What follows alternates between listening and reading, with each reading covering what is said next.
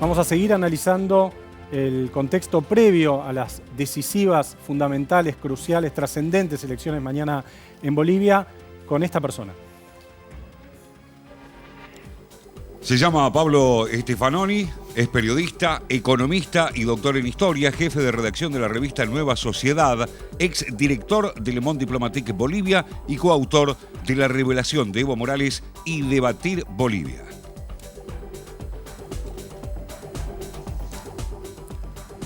Hola Pablo, ¿cómo te va? ¿Nos escuchás bien? Hola José, ¿cómo están? Bien, a ver, la primera pregunta que te quiero formular es casi un multiple choice.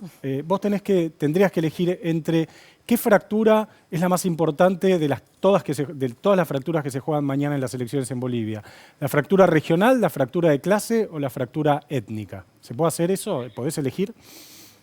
Creo que es una superposición de las tres fracturas que están en juego. Quizás si uno toma juntas la fractura étnico-social, explica claramente por qué el MAS tiene chances de volver al poder, pero también es necesario incluir la fractura regional en el sentido de que el liderazgo de Luis Fernando Camacho hoy está impidiendo que muchos votos opositores al MAS terminen eligiendo a Carlos Mesa. Entonces hay como una serie de fracturas superpuestas que explican este escenario que describían ustedes, donde el MAS está primero y Mesa está tratando de conquistar el voto útil para el domingo. Pablo, quería profundizar un poco más justamente en eso y en la identidad cruceña, ¿no? ¿Qué rol juega este elemento en esta elección particularmente con un Camacho que, como mencionabas recién, decide no bajarse de esta elección y apuesta a fortalecer también su poder político, también a escala nacional, creo yo?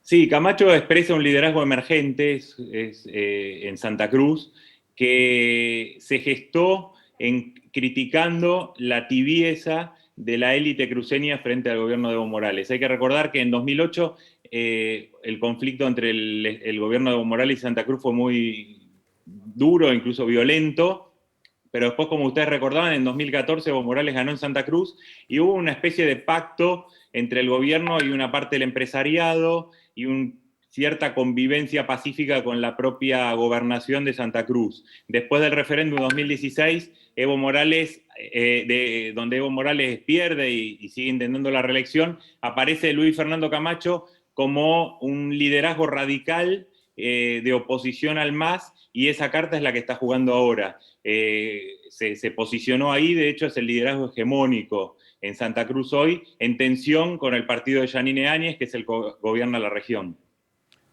Pablo, ¿y qué es lo que, además de esto, le ofrece la oposición al electorado? Porque lo que vemos claramente, el discurso de que para que no vuelva Evo Morales hay que votar a la oposición.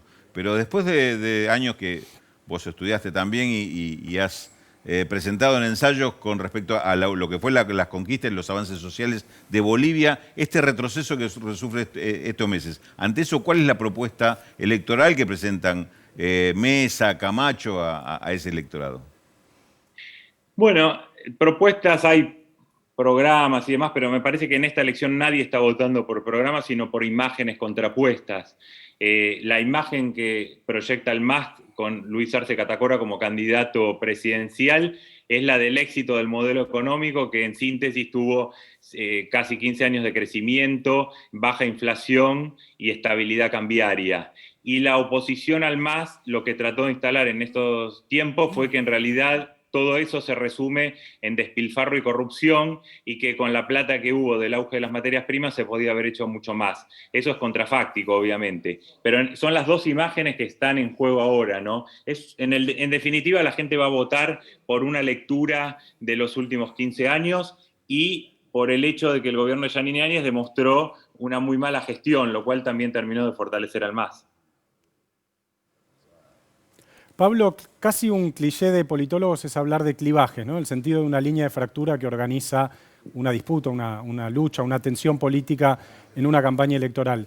El clivaje democracia-antidemocracia o democrático-antidemocrático, ¿quién lo tiene? Porque en algún momento lo podría haber tenido Evo, después vinieron las acusaciones de fraude y pareciera que se lo reapropió la oposición. ¿Está en juego algo de esto? ¿Esta idea de democracia está en juego?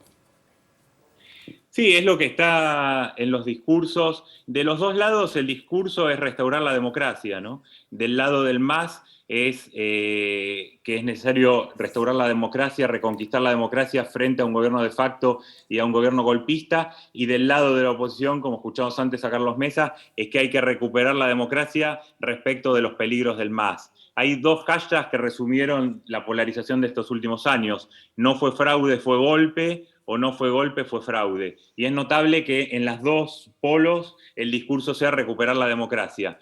Y ahí se está jugando. El problema después, obviamente, es qué es la democracia, cómo leer el último periodo, cómo leer el gobierno del MAS de los últimos 14 años, cómo leer el propio gobierno de Yanine Áñez, ¿no?